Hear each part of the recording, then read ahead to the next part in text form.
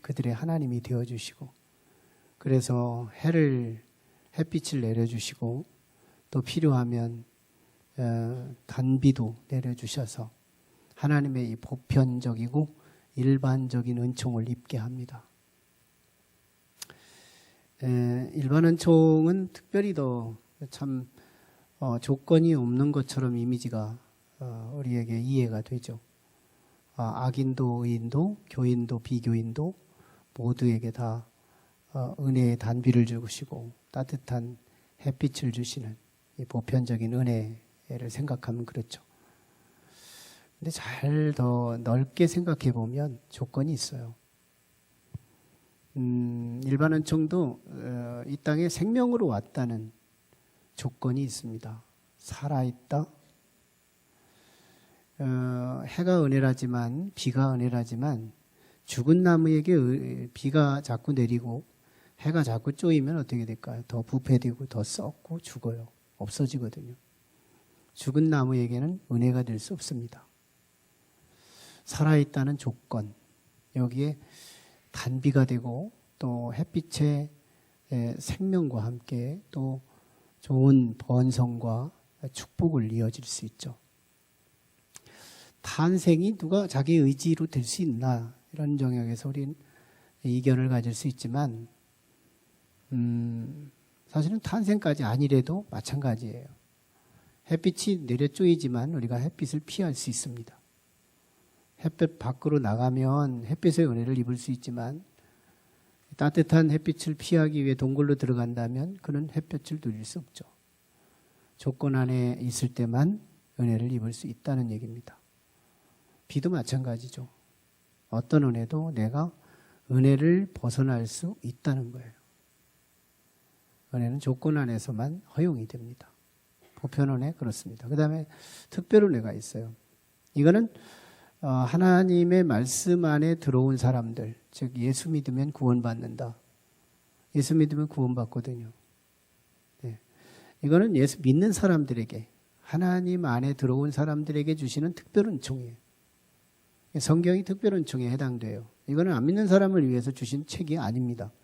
이거는 우리를 위한 책이에요. 그들은 찢을 수 있어요. 그들은 소각해버릴 수 있어요. 우리는 이거 소각하지 않아요. 저는 이게 너무너무 소중하니까요. 예. 이건 특별 은총이에요. 나한테 주신 선물이거든요. 예수님은 특별 은총의 아주 실물이시죠. 예수님 그분이 나를 얼마나 보배롭게 하는지, 나를 천국 가게 하고 나를 나의 삶을 윤택하게 하고 내 삶의 동행자가 되게 하셔서 때로는 친구 되고 때로는 남편 되고 때로는 아버지 되고 때로는 모든 관계에 응용이 됩니다. 예수님이 내 삶 속에 나를 놔두게 하는 거예요. 근데 예수님은 안 믿으면 어떻게 돼요? 이거는 특별 은총도 조건이라고 하는 거예요. 조건입니다. 그저 조건을 벗어나면 특별 은총도 자연 은총도 일반 은총도 벗어날 수 있다는 거예요. 그런 의미에서 은혜의 조건이 있습니다. 지금 오늘 보면은 정말 느헤미야, 지난주까지 에스라를 우리가 함께 상고했지만 오늘부터는 이제 몇 주간 동안 느헤미야에 대해서 이렇게 집중으로 함께 묵상하고 은혜를 나누게 될 겁니다. 느헤미야가 참 하나님의 은혜를 입어서, 이제 오늘 11절 하반절에도 느헤미야가 하나님의 은혜를 입기 위해서 기도하는 내용이 나오거든요. 하나님의 은혜를 입었다. 우리가 옷을 입으면 따뜻한 온기가 내 몸에 경험되듯이 은혜를 입으면 내 안에, 내 삶 속에 그 은혜의 온기라는 게 생기는 거예요. 은혜를 입을 수 있기를 축원합니다. 네, 은혜를 입었으면 좋겠어요. 신년 벽두예요.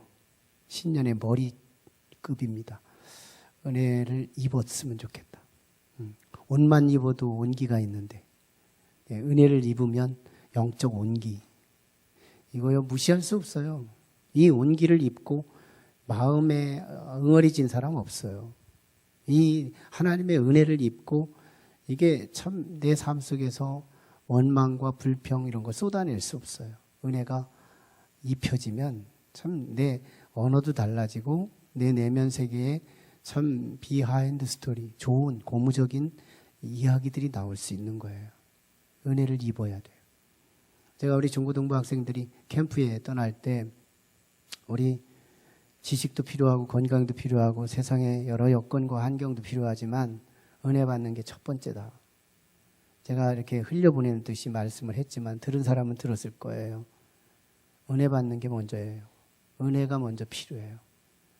사실은 새해를 시작하면서 하나님 나 뭐 소원을 성취하고 뭐가 이루어지기를 원하고 보이는 걸 좀 보였으면 좋겠고 이런 걸 사모하기 전에 하나님 보이지 않는 하나님의 은혜의 옷을 입는 부분에 영적인 목표를 가지고 좀 쟁취해가고 달성해가는 그런 지혜와 복이 임했으면 좋겠어요. 은혜가 필요합니다. 지난 시간에 말씀 다 잃어버렸죠? 네, 그래서 전문가가 필요하고 안 잃어버리고 또 다시 얘기해 줄 의미가 있죠. 지난 시간에는 에스라 10장, 에스라 마지막 장이 10장으로 끝냈고요.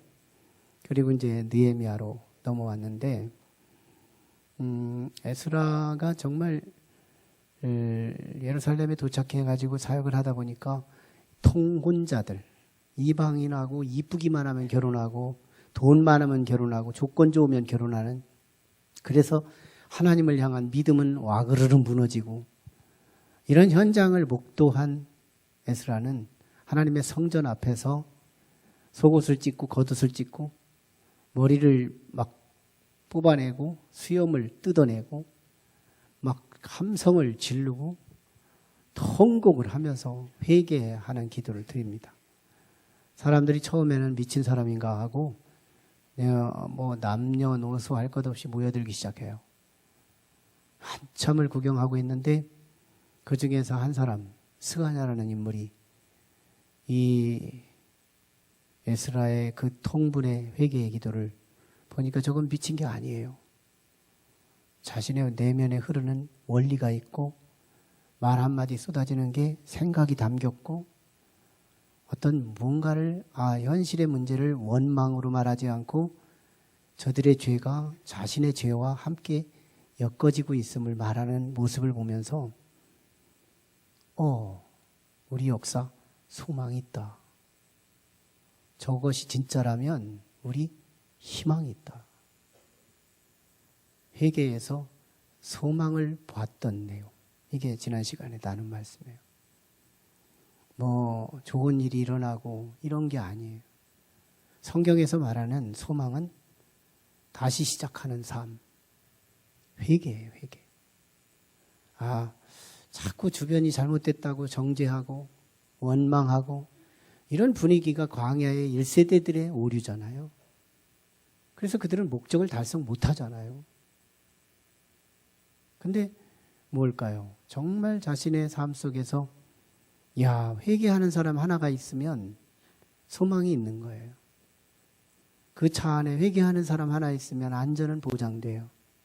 그 가정에 회개하는 사람 하나 있으면 미래가 보장돼요. 그 회사가 회개하는 사람이 있다면 원망하는 사람이 즐비한 게 아니고 내가 참 부족해서 그래요. 내가 잘못해서 그래요.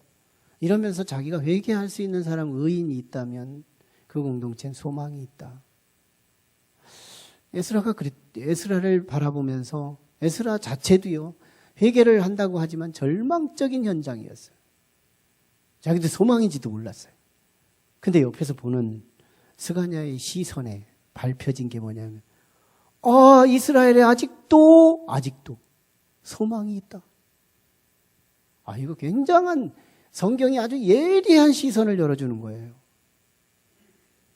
네. 너무너무 예민한 부분을 터치해 주는 거잖아요. 우리가 회개의 주역이 돼야 된다. 진짜 그리스도인, 진짜 기독교는 그게 아니에요. 여기저기에 섞여서 하는 게 아니에요. 정말 다소곳한 골방에서 때로는 함께 회개 운동을 독려하고 우리가 잘못된 거다. 우리가 기도하지 못한 거다. 우리가 바로 서지 못한 거다. 이 기독교는 자정 능력이라는 게 있는 거예요. 누가 정죄해서 누가 채찍해서 회개하는 그런 구조가 아니에요. 기독교는 하나님의 말씀을 이미 주셨고 이 말씀이 나를 자정할 수 있도록 능력의 메시지를 이미 주셨기 때문에 기독교는 외부의 압력으로 돌이키는 게 아니에요.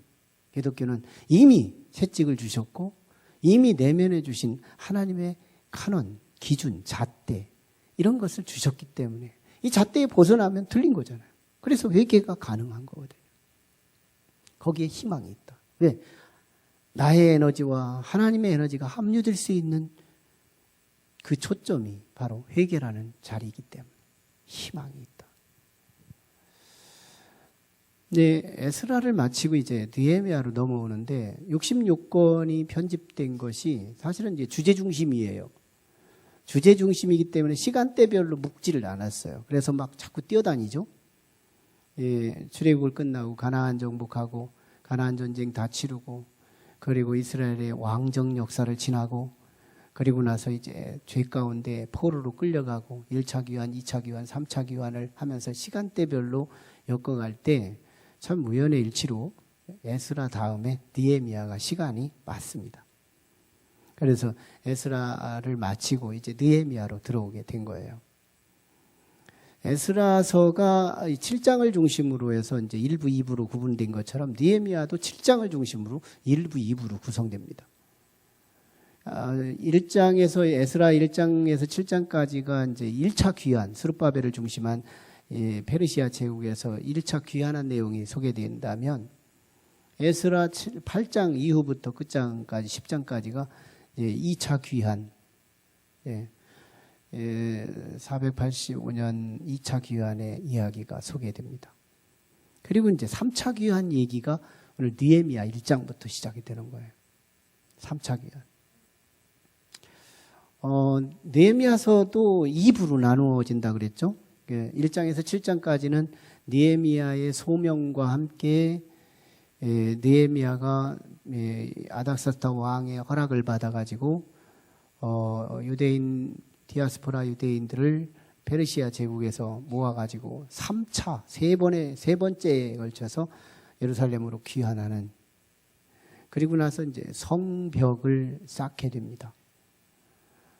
이미 에스라 그 스룹바벨을 중심으로 예루살렘 성전이 복원됐죠. 성전은 있지만 성벽이 있어야 되는데 이 성벽이 없으면 이제 보호를 받지 못하는 거예요. 성전에 막 제사장도 들어가지만 다른 지파 사람들도 들어가고 이방인들도 들어가서 사고 나면 안 되잖아요. 성벽이 필요해요. 벽은 보호를 의미하거든요. 성벽을 이제 세우기 위해서 가게 되는 사람이 이제 느헤미야입니다.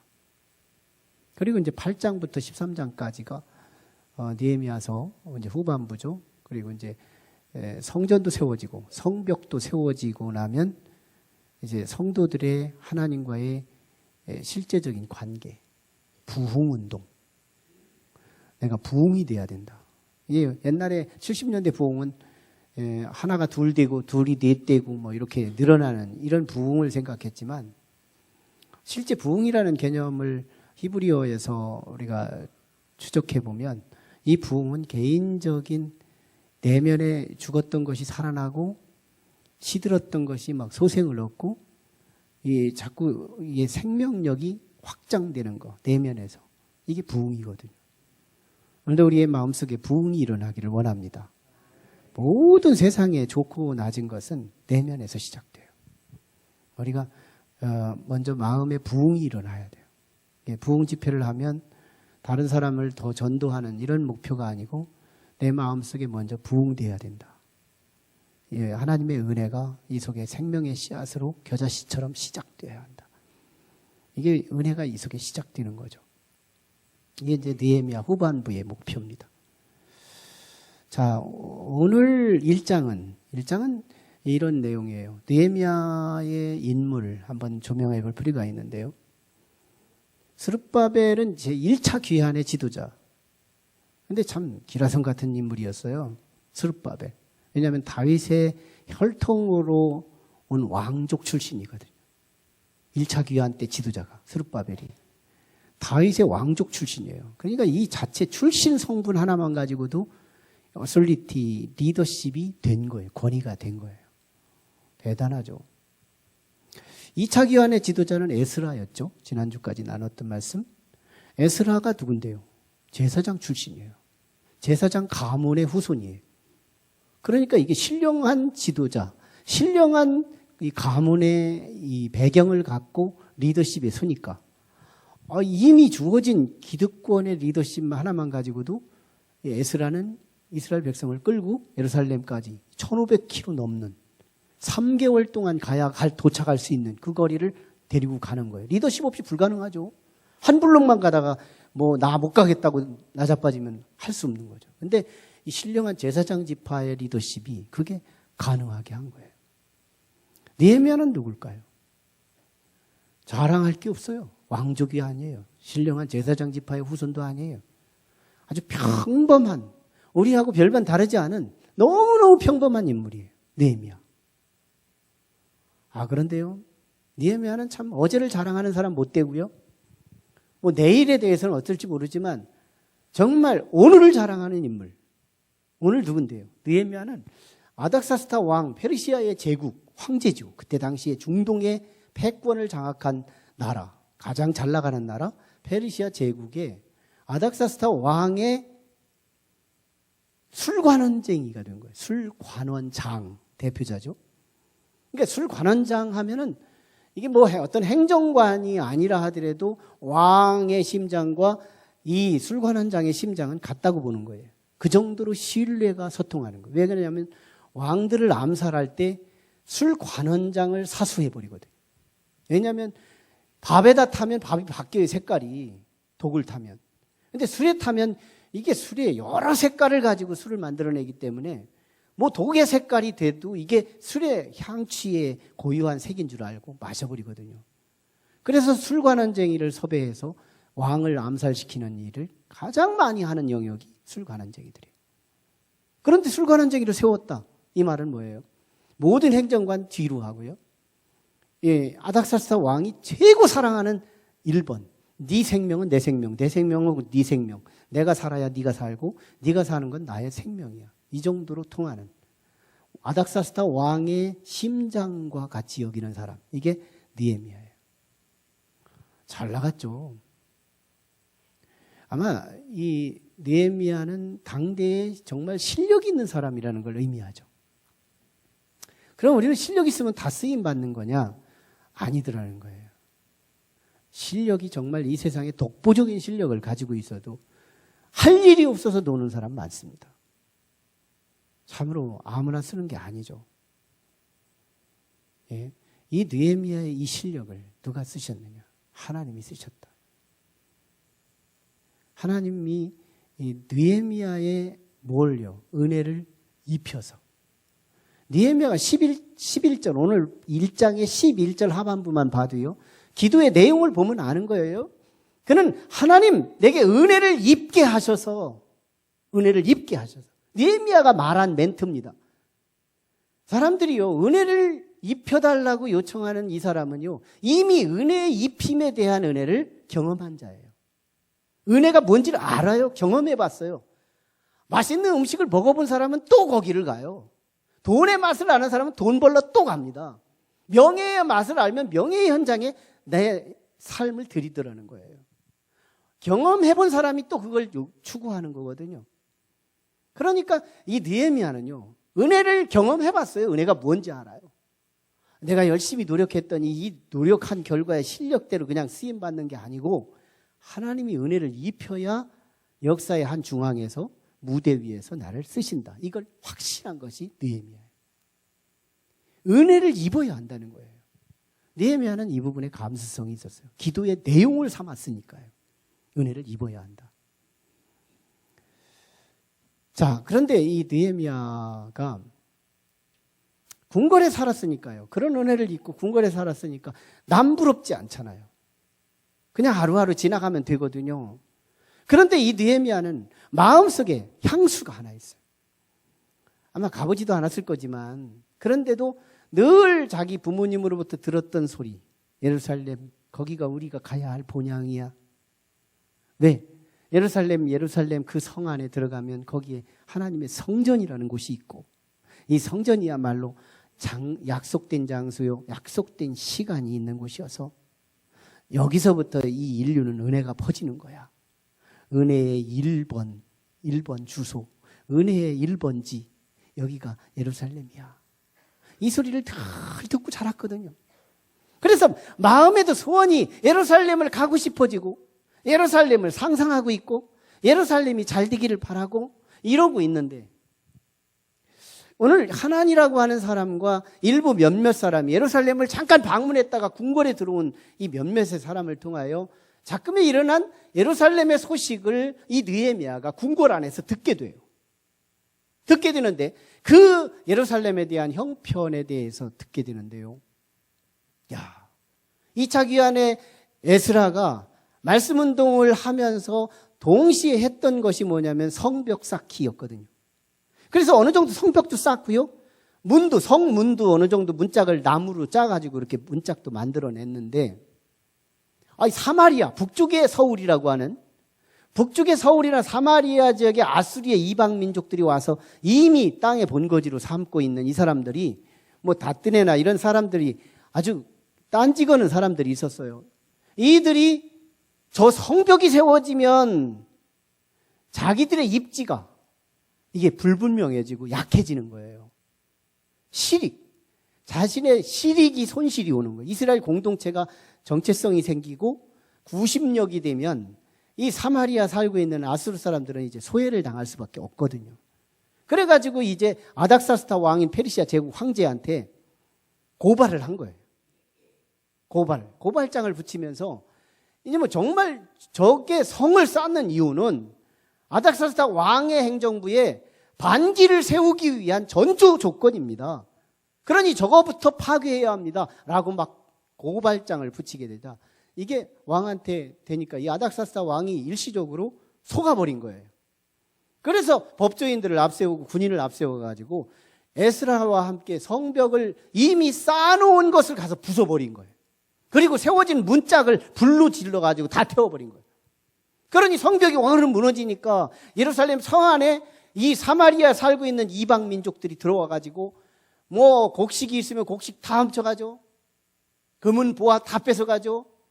쑥대밭을 만들어내면서 예루살렘이라는 것이 거룩한 도시가 아니라 강도의 소굴이 돼가지고 은혜라는 것이 완전히 소멸되어 무질서가 막 있고 빼앗기는 이런 너무너무 악한 모습들이 예루살렘에 있다는 소식을 느헤미야가 궁궐에서 듣습니다.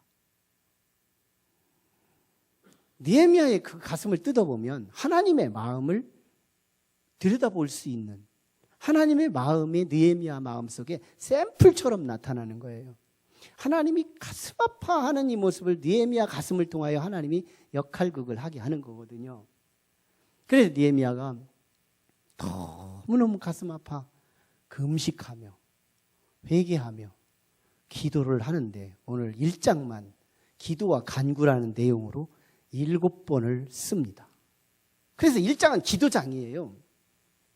기도라는 내용과 함께 관계된 단어가 7단어를 쓰고 있어요. 그러니까 기도가 오늘 본문의 전체를 아우르는 내용입니다. 그러면서 참 놀랍겠죠. 이 1장이 여기서 굉장히 중요한 하나님의 우리한테 전하고 싶은 아주 뜨끈뜨끈한 말씀이 하나 있는데, 이 1장이 2장을 이끌어요. 3장을 또 이끌어가요. 4장에 가면 반기고 있고 막 방해 세력이 또 붙거든요. 그때 그 포기하고 싶은 어려움을 다 이겨내요. 이 기도가. 6장 가면 또 박해가 와요. 근데 또 이겨요. 7장 이후에 부흥운동을 일으키는데 또 어려움이 오는데 다 극복해요. 13장에서 완성을 이루는데 거기까지 다 완전히 끌고 가는 역할을 하는 것이 1장입니다. 1장. 1장의 내용이 뭐라고요? 기도. 그러니까 느헤미야의 모든 삶의 이야기의 엔진이 뭐냐? 기도였다는 거예요. 이 기도가 느헤미야의 생애 전체의 엔진이었다. 우리는 자동차를 생각할 때 자동차 문짝이 삐걱삐걱 할 때가 있죠. 그래도 움직여요. 왜? 엔진이 가동되니까. 가끔씩 이렇게 뭐 브러쉬가 고장났다든지 또는 워셔액이 좀 떨어졌다든지 뭐 이런 것들이 좀 불편한 게 있어도 자동차를 움직이는데 불편하지 않고 움직일 수 있는 이유는 엔진이 살아있으면 되더라는 거예요. 엔진. 참 에스라를 통해서 그 기도가 에스라 사역의 엔진이었다. 이걸 우리가 깨닫게 합니다. 여러분, 우리가 신앙생활을 시작하죠. 이미 50년 전에 시작한 분 있고 60년 전에 시작하신 분도 계시고 신앙생활을 한지 뭐 20년, 10년, 5년, 1년 되신 분도 계시고요. 신앙생활을 하다 보면 우리가 다양한 경험들을 하죠. 예배도 드리고, 그죠? 또 뭐 사역도 하고, 성가대원도 하고, 또 찬양팀도 하고, 교사도 하고, 셀리더도 하고. 예수 믿게 되면 예수의 믿는 이 문화의 삶에 우리가 그 포지션에서 일을 하더라는 거예요. 전도도 하죠. 안내도 하죠. 헌금위원도 하죠. 기도도 하죠.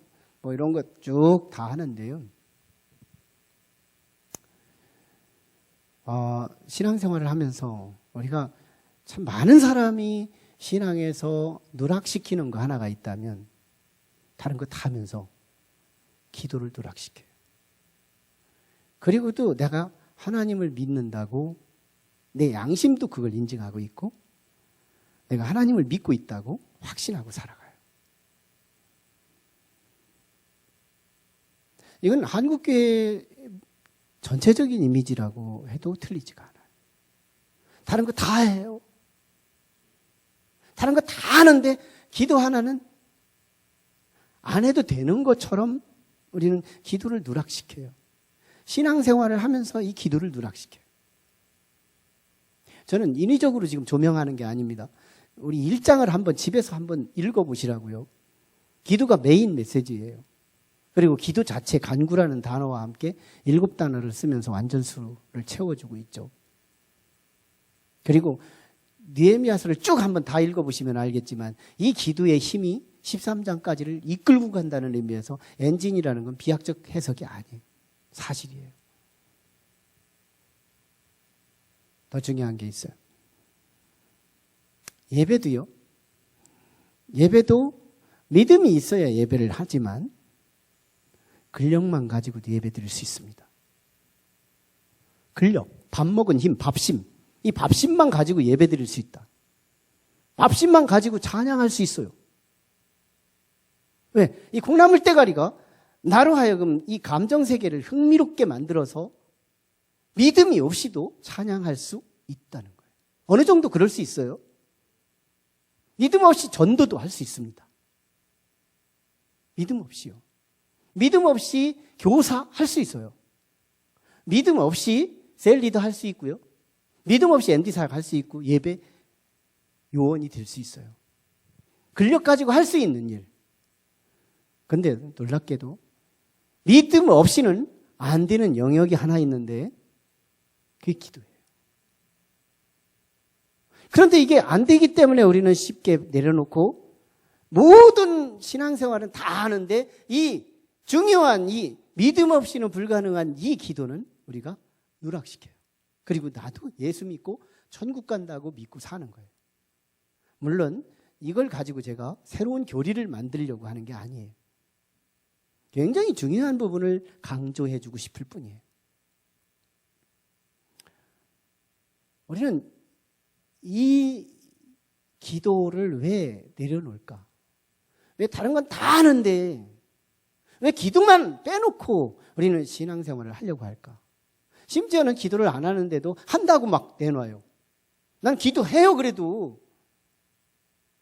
마인드 컨트롤 하는지는 모르겠지만 과연 뭐가 기도인지 우리 정말 뭐가 기도인지를 정의가 안 되는 거예요. 기도를 못하는 이유는 두 가지가 있어요. 하나는 기도가 어렵기 때문이에요. 기도가 어려워요. 저는 5살 때 예수 믿었어요. 어머니가 교회로 개종하니까 저도 개종되더라고. 유치부 때 1원짜리 헌금하면서 교회에 다녔어요. 참 1원짜리 헌금할 때 얼마나 뿌듯했는지 사람 보라고 막 조금 돈 얼마나 조그만해요. 근데 3분의 1만 자꾸 다른 사람 보라고 이렇게 하면 보여줘가면서 헌금하는 이 재미. 무슨 여기에 구원이 있고 여기에 무슨 진정성이 있었어요. 철모르게 예수 믿기 시작했죠. 나중에 성장을 하면서 교회 생활하는 어른들의 모습을 보는데요. 막 절부지처럼 뛰어다니고 막 그러는데 나중에 한 것이 딱 밝혀지는 게 있었어요. 성전 안에 혼자 들어오더니 기도를 하는 거예요. 어른들이. 기도를 딱 하는데 너무너무 심심해 보이는 거예요. 그래서 밖으로 나가서 열심히 교회 마당을 막 돌고 놀고 그리고 다시 한참 있다가 들어왔는데 아직도 기도하고 있는 거예요. 어린 저의 입장에서는 너무 심심해요. 저 혼자 있으면서 뭘 할 얘기가 저렇게 많다고 그렇게 아주 막 심취해서 기도를 하는데 이해할 수 없는 일이 벌어진 거예요. 그것이 저한테 크게 보인 겁니다. 나중에 이제 조금 성장하면서 나도 한번 흉내를 내본 거죠. 눈을 딱 감고 성전에서 기도를 하는데요. 눈을 딱 감는 순간 아무 말이 나올 수가 없는 거예요. 왜? 대상이 사라졌으니까. 눈만 떠도요. 책상이 있죠. 의자가 있죠. 아무튼 보이는 자연이 있죠. 눈만 떠도 대상이 있는데 눈만 딱 감으면 대상이 없어. 색깔도 없어지죠. 모양도 없어지죠. 아무런 대상이 없이 나보고 뭘 하래. 말을 하려는 거예요. 대상 없이 말하는 거 문화적인 장르가 독백이라는 문화의 어떤 연출이라고 하라고 한다면 그건 할 수 있겠지만 이거 아무 상대도 없이 말을 한다는 게 이게 쉽지가 않더라고요. 너무너무 어려운 거예요. 그런 문제의식이 제 머릿속에 들어옵니다. 그러다가 70년대 후반에 한 말씀 집회에서 은혜를 받으면서 참 저도 모르게 이 기도가 열린 것인데요. 그때 정말 늘 얘기했던 집회지만 말씀으로 은혜를 받고 난 이후에는 내 자태를 내 모습을 간추릴 이런 여지가 없어요. 나는 어떻게 됐는지 나중에 보니까 반 이상 틀어져 있는 모습. 내 정신 차리고 보니까 내 몸이 막 딴 데로 가 있는 게 앞을 보지 않고 그 정도로 심취해서 기도를 하는데 눈을 감아도요. 나는 옛날에는 보이는 어떤 컬러가 있고 모양이 있는 그 대상이 있기를 원했지만 난 내가 은혜를 받고 난 이후에는 이런 세상적인 걸 기대하고 바라보려고 하는 게 아니고 영적인 하나님과의 상대가 이루어지면서 내가 언어가 열리기 시작하는데 이건 내가 말하는 게 아니에요. 너무너무 쏟아져 나오는 이 말. 왜 이렇게 할 말이 많은지요.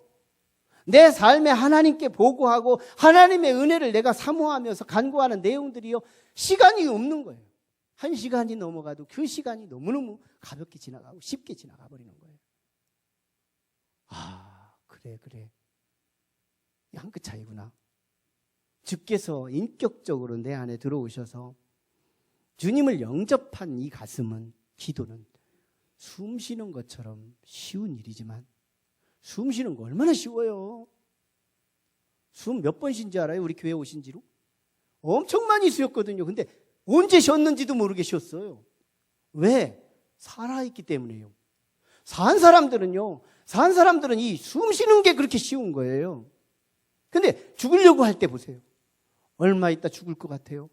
그런 상황에서 이 숨 쉬는 것처럼 이렇게 버거울 수가 없는 거예요. 아마 평생 이렇게 숨 쉬기 어려웠다면 우리 벌써 그냥 가고 싶었을지도 몰라요. 이 죽음과 가까워질수록 숨 쉬기가 힘든 거거든요. 죽은 사람 보고 숨 한번 쉬어보라고 해보세요. 죽어도 못하는 게 죽은 사람에게 숨 쉬는 거예요. 이게 참 원리더라니까요. 이 기도는 내가 하나님과의 관계 속에서 관계가 이어진 거냐 분리된 거냐를 시금하는 중요한 신앙생활의 한 코드, 은혜의 조건이구나. 이걸 깨닫게 되는 거예요. 내가 기도에 응답이 없다 그래서 기도의 이 원리가 취소되는 게 아니에요. 내가 기도에 경험이 없다 그래서 이 기도의 원리가 없어지는 것이 아니에요. 내가 경험을 하든 안 하든 내 기도 사역에 실패를 했건 성공을 했건 상관없이 이 원리만큼은 분명하더라는 거예요. 기도는요, 믿음이 없이는 주께서 내 속에서 성전 삼으시고 내 안에 그리스도로서의 주인이 내 속에서 계시지 않으면 이 기도는 그렇게 어렵더라는 거예요. 사람들이 기도를 내려놓는 이유는 어렵기 때문이에요. 두 번째는요, 기도의 가치를 모르기 때문입니다. 기도가 뭔지를 잘 모르는 거예요. 변질됐어요. 기도에 대한 이해가 잘못됐어요. 사람들은 기도하라고 하면 기도합니다. 흉내도 내보고 기도에 탐색도 해보고 기도에 한번 모형도 해보기도 하죠. 그러다가 몇 번에 걸쳐서 기도가 응답이 시원치 않아 보이면 기도를 탁 내려놔 버리는데요. 왜 내려놓는지 알아요? 우리는 응답이 없어서 안 하는 줄 알아요. 그런데요, 더 본질적으로는 응답이 없어서 기도를 안 하는 게 아니고 그 기도에 하나님이 안 주신다고 하면 안 주셔도 괜찮다는 거예요. 하나님이 더 이상 안 주셔도 나는 그냥 살만하다는 거예요. 내게 이미 주어진 이 은혜만 가지고도 나는 하나님이 더 안 주시더라도 나는 살만한 이 여건, 이것이 기도를 포기하게 하더라는 거예요. 가나안 여인 보세요. 이번 주님을 지나치면 80년, 100년을 살아가는데 귀신 들린 딸을 그냥 둘 수 없죠.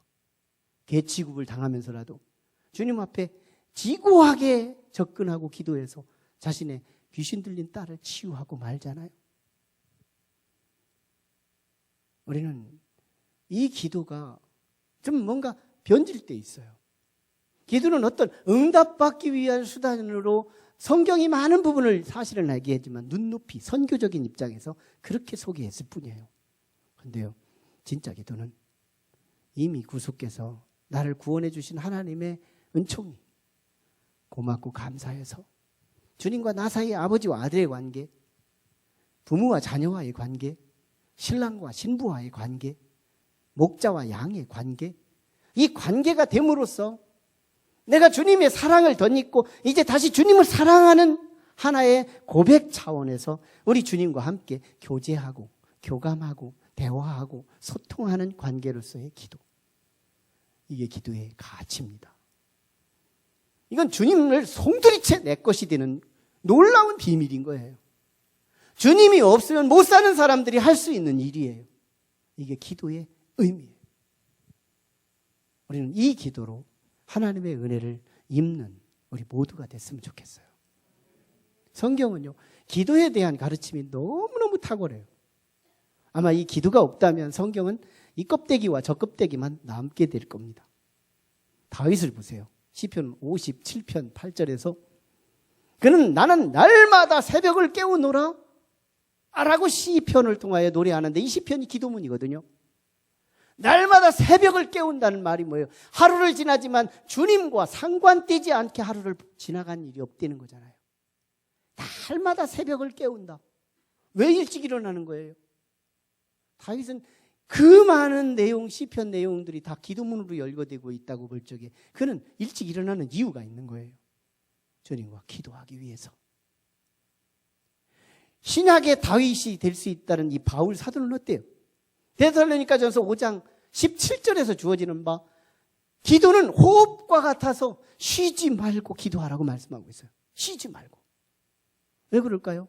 심장이, 내가 잠을 자도 심장은 뛰어서 나를 살려내는 것처럼 기도는 호흡과 같아서 오늘 우리가 하나님과의 관계가 살아있는 사람들의 증표로서 우리는 기도는 쉬지 말고 하라는 거거든요. 살아있는 사람이 숨을 가끔씩 안 쉬게 되면 이건 굉장히 어려움이거든요. 이 호흡에 장애가 있다는 건 굉장한 어려움이에요. 정말 영적으로 하나님과 나 사이 호흡적 관계가 이루어졌다면 기도를 3일만 쉬어보면요. 제가 해외를 여행 가서 3일을 못할 때가 있어요. 그럴 때 보면 이상하게 나는 둔화되는 거예요. 세계적인 피아니스트가 하루만 연습을 안 하면 내가 알겠고 이틀이 연습하면 선생님 알겠고 3일째 연습을 하면 너도 알고 나도 알게 된다고 말하는 이 고백이 다른 점이 아닌 거예요. 정말 살아있는 사람들은 조금만 이게 장애가 오고 쉬어지면 이게 어려움이라는 게 오더라는 거예요. 예수님은 어떨까요?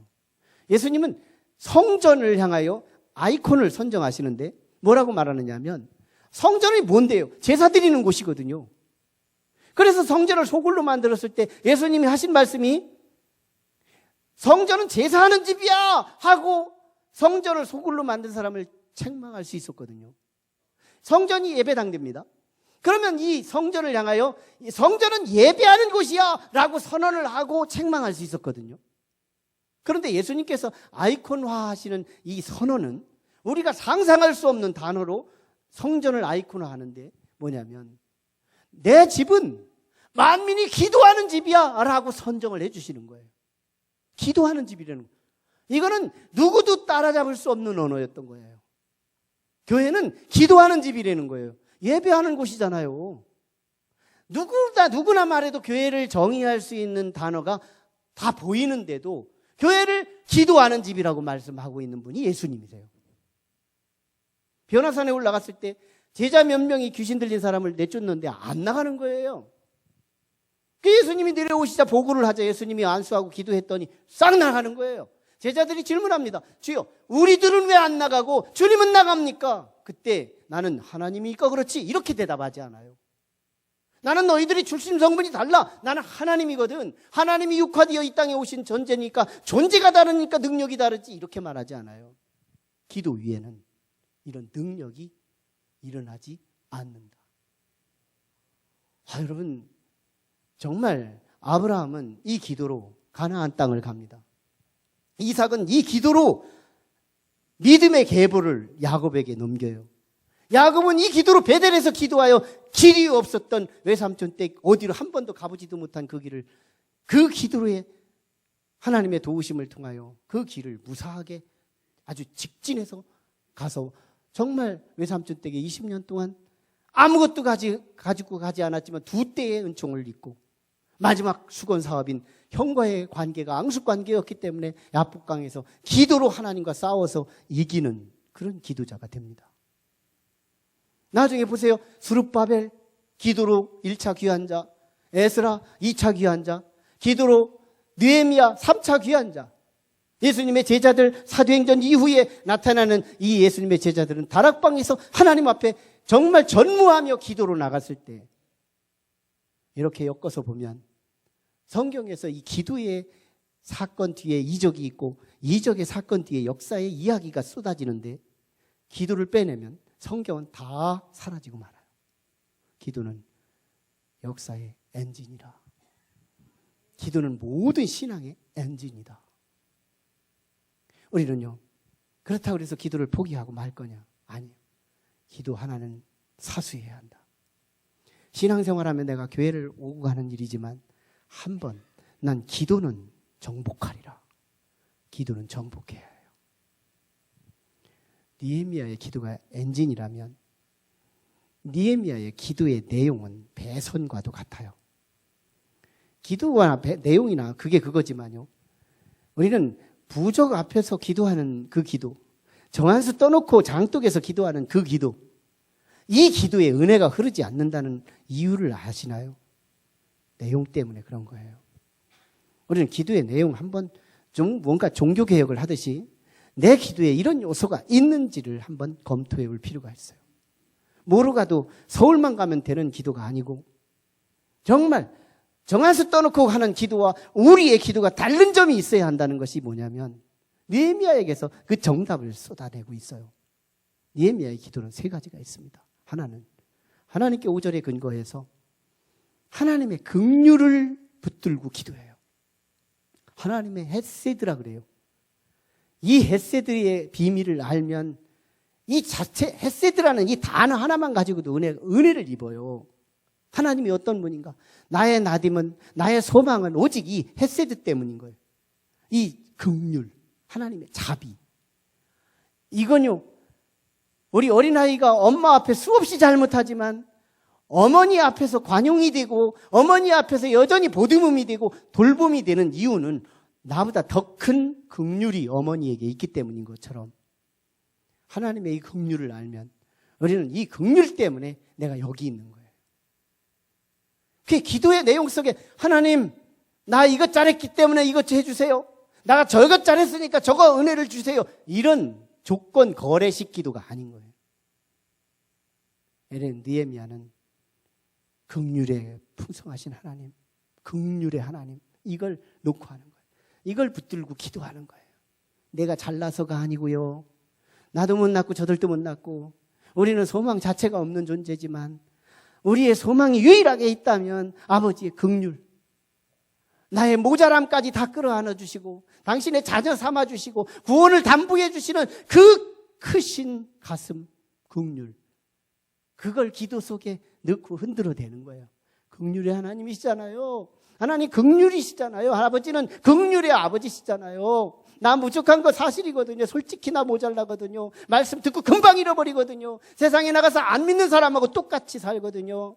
그렇지만 내가 여기 와서 주님 앞에 찾고 구하는 이유는 아버지의 그 크다고 하는, 나는 성경을 통해는 못 들어봤지만 설교를 통해는 한번 들었던 이 긍휼이라는 이 하나님을 내가 한번 구해보겠나이다. 긍휼이 크신 하나님, 나 좀 품어주세요. 이 기도에 신학이 있잖아요. 이 기도에 내가 하나님이라도 안 들어줄 수 없잖아요. 나보고 누가 와가지고 갑자기 마음도 너그러우신 목사님, 어떻게 해도 참 맨날 은혜만 있으신 목사님, 내가 사실이 아닌데도 막 그렇게 자꾸 얘기하면요, 뭐 줄까? 막 자꾸 호주머니에 손을 들어 보여주고 싶지 않겠어요? 진짜 긍휼이 크신 하나님을 보고 긍휼이 큰 것을 드러내고 고백할 때 그 하나님의 긍휼의 주머니가 안 열릴 수 있겠냐고. 은혜가 흐르죠. 기도가 엔진이라면 느헤미야의 이 기도의 내용들은 배선과도 같아서 본네트를 열면 엔진들이 있지만 엔진과 엔진 사이를 이어주는 배선들이 있습니다. 물이 흐르는 배선, 기름이 흐르는 배선, 전기가 흐르는 배선, 이런 것들이 있는데요. 이게 다 하나로 보면 은혜가 흐르는 배선인 거예요. 정한수 떠놓고 기도하는데 거기가 은혜가 흘러요? 안 흘러요.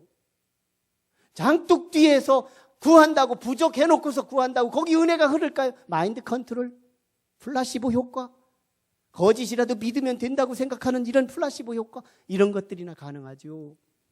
진짜 은혜가 흐르는 기도가 있다 이 말이죠. 자비를 구하는 것, 하나님의 긍휼을 흔들어대는 기도, 이 기도가 은혜가 흐른다는 거예요. 두 번째 기도예요. 회개입니다. 지금 느헤미야는 자기 민족이 죄를 졌는데 자기를 아울러서 회개를 하는 거예요. 우리가 범죄하였나니, 우리가 범죄하였나 6절 하반절에 보면 자기가 죄를, 자기 죄까지도 묻어서 막 기도를 하는 거예요. 지난 주간에 나눴던 말씀이죠. 회개가 소망이었다는 거. 그도 그럴 것이요. 회개가 은혜를 되는 것은 하나님, 나 지금까지 잘못했거든요. 이제는 나 하나님 손 붙들고 다시 시작하겠습니다. 이런 이 은혜를 붙들고 다시 시작하고자 하는 이 의지, 여기에 하나님의 은혜가, 전기가 흐르지 않겠어요? 은혜의 물이 흐르지 않겠어요? 은혜의 기름이 흐르지 않겠어요? 놀라우게 같은 기도지만 정한수 떠놓고 기도하는 그 기도에 은혜가 흐르지 않지만 우리 기독교적인 신앙에 거기에 기도하는 내용에 은혜가 흐른다니까요. 느헤미야의 기도의 하이라이트, 이 기도를 잘 보면 내용은요, 이미 모세 때부터 주신 하나님의 말씀을 붙들고 흔들어 기도하는 기도였어요. 하나님이 이미 주신 말씀, 하나님이 주신 말씀이 기도의 소스가 되고 기도의 컨텐츠가 되고 기도의 내용이 돼가더라는 거예요.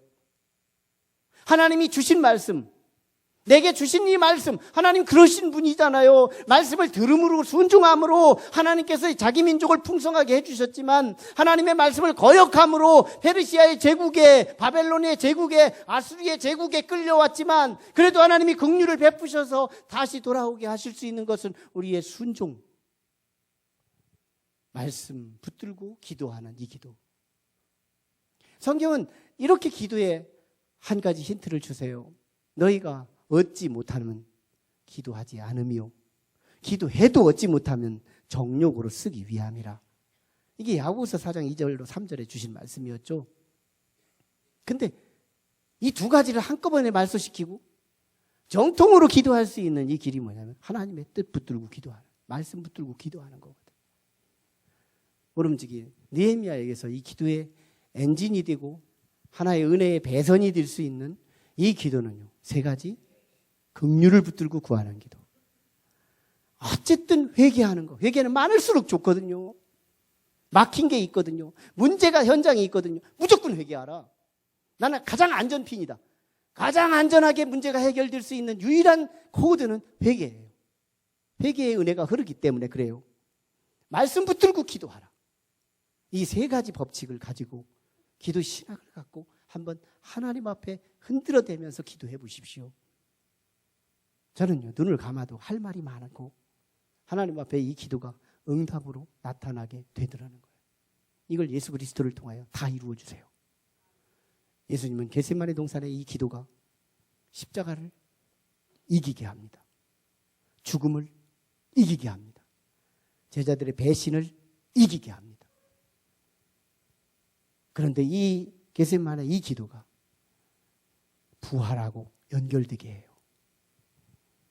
그래서 예수 그리스도는 이 모든 그 사역의 신령함이 기도를 통하여 정복합니다. 우리는 이 책을 잘 알고 있죠. 하나님이 하셨어요. 참으로 우리 정경주 우리 사모님이지만 이분이 비행기 스튜어디스 출신이에요. 그가 항공을 타고 이제 일본 항공을 경유하는데 김포공항으로 이제 돌아오게 되는 자리에서 이 비행기가 불시착 일본에 착륙을 해야 하는 상황에 직면합니다. 그때 갑자기 오른편 비행기 날개가 엔진에 불이 붙어요.